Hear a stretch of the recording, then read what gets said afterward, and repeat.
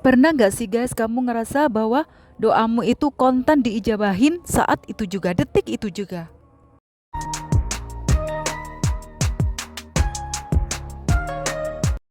Assalamualaikum warahmatullahi wabarakatuh. Oke guys, di sini tuh aku tuh mau share aja cerita nyata aku, yaitu ketika aku ke makam Waliullah Mbah Hamid Pasuruan, Jawa Timur, Indonesia, yang terletak di makamnya beliau itu berada di dekat alun-alun Kota Pasuruan, Jawa Timur, dan itu sudah sangat terkenal sekali di mana-mana semua orang udah tahu kayaknya ya. Oke, jadi gini, Anda, saya, dan kita semua itu tahu bahwa tidak boleh berlaku syirik. Syirik harus kita hindari dan kita tolak gitu ya. Baik syirik halus maupun syirik nyata, sengaja maupun tidak disengaja ya. Dan kita tahu bahwasanya ziarah kubur hanya untuk mendoakan orang yang sudah meninggal, bukan untuk membuat kita meminta ke orang yang sudah meninggal. Syirik seperti meminta ini dan itu kepada selain Allah, itu artinya.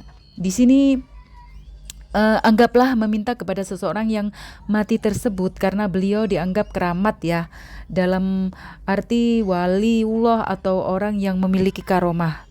Nah, itu nggak boleh ya guys, meminta meminta ini dan itu, meminta sesuatu kepada beliau. Karena tempat meminta hanya satu, yaitu Allah Subhanahu wa taala.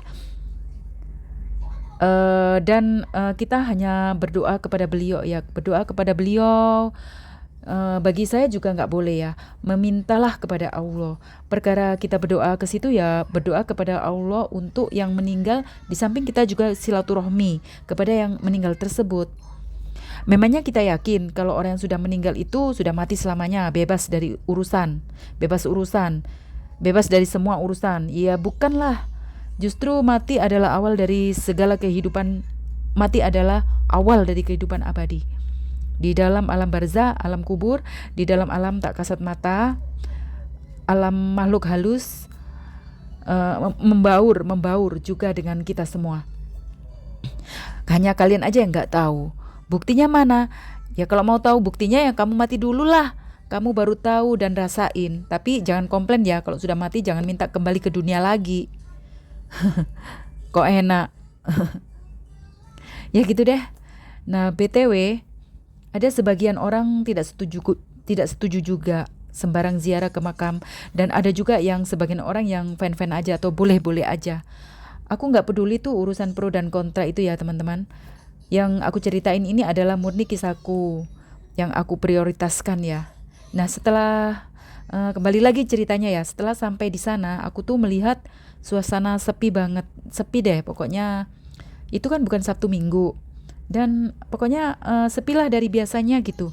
Hanya aku dan dua rombongan kecil dan satu persatu orang gitulah, satu satuan orang gitu. Nah, satu rombongan itu ada yang pelajar, kira-kira ada 15 orang gitu ya. Terus satu lagi rombongan itu kayak rombongan kecil, itu kayaknya dari habis nganter haji.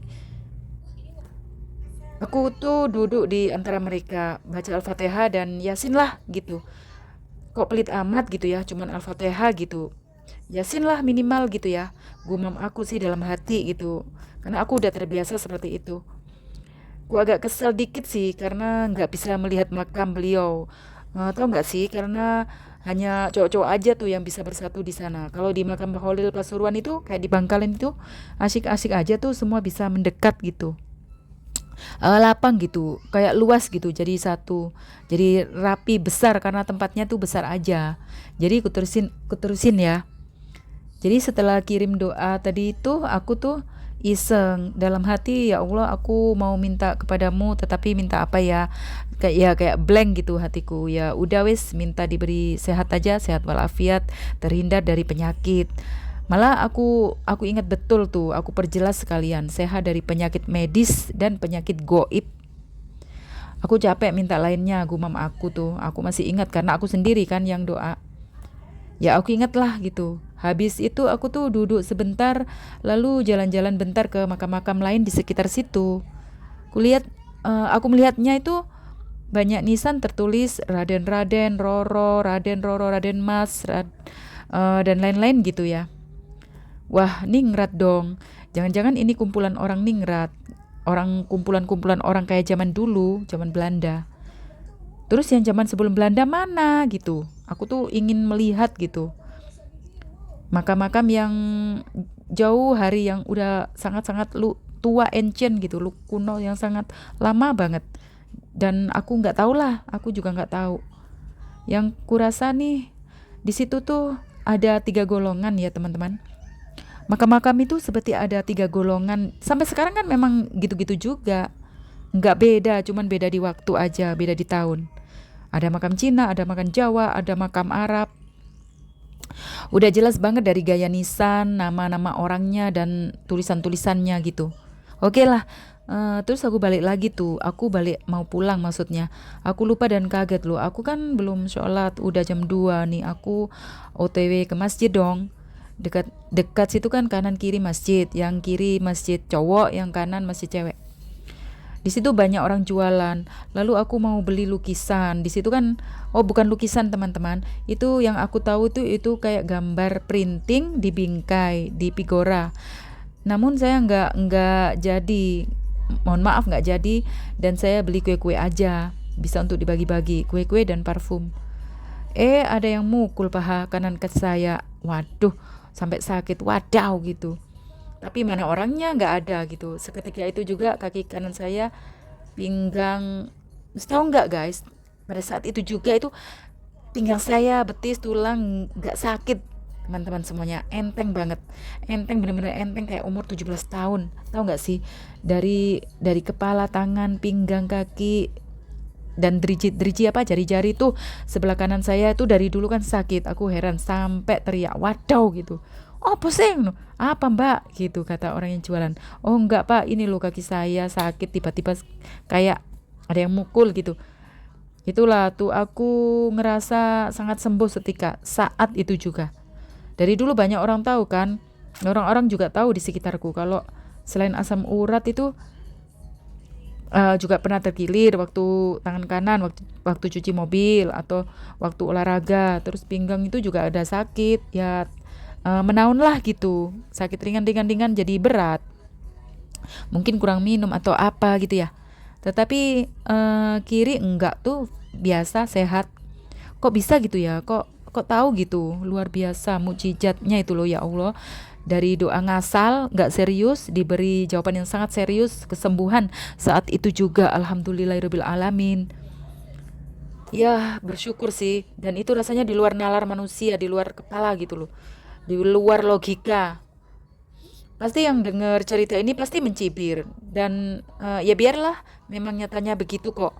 Mungkin mbak-mbak tukang pijat di mall-mall itu tahu kalau aku tuh sering bilang kalau waktu dipijat itu, mbak tolong mbak kanan ini sakit, kepala, pundak, tangan, terus itu pinggang, apalagi betis, apalagi telapak kaki asam gitu.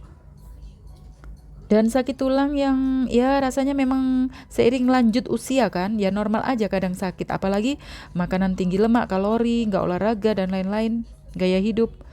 Persis sama BTW, persis sama waktu aku di Ka'bah, atau oh maaf, waktu di Mina. Waktu di Mina guys. Ya di situ aku hari pertama kedua itu seperti lunglai gitu loh, malas, lemas, terus pusing dan itu ngantuk gitu. Tiba-tiba waktu sholat di Mina itu ada yang gebrak, ada yang mukul betis saya juga, kanan juga. Saat itu juga langsung beringas, wers, langsung seperti orang sehat walafiat gitu, seperti orang muda sekali, seperti benar-benar ringan dan tanpa ada keluhan macam-macam. Dan saat itu juga nggak pernah aku merasa malas-malas kayak digandoli setan gitu. Jadi ber berjamaah melakukan beribadah itu di waktu di Arab itu, umroh itu sempurna gitu teman-teman. Ya sudah, sampai di sini dulu ya teman-teman.